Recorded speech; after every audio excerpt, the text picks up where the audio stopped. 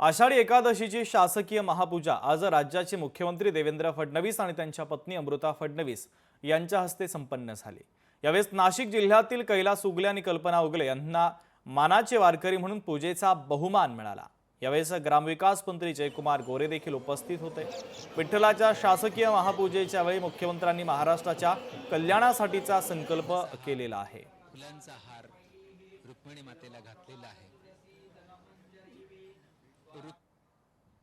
भक्त आणि भगवंत यांच्यातलं अंतर जिथे दूर होतं तिथे श्री विठ्ठलांचा वास आहे। त्यामुळे तीच अनुभूती या पूजेच्या माध्यमातून आपल्याला अनुभवायला मिळते। विठ्ठल रुक्माईंची या ठिकाणी पूजा करून अतिशय आनंद मला झालेला आहे। माऊलींनी महाराष्ट्राची काळजी घेण्याकरता आम्हाला शक्ती द्यावी, सन्मार्गाने चालण्याची सुबुद्धी द्यावी, अशा प्रकारचीच त्या ठिकाणी प्रार्थना केलेली आहे।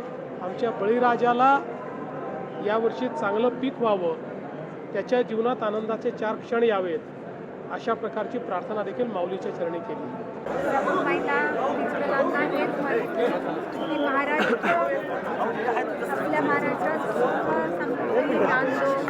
बळीराजा सुखी हो, त्याच्यावर संकट नाही हो, आणि जे आपले नेते आहेत त्यांना सद्बुद्धी देव की ते लोकांसाठी झटत राहावं।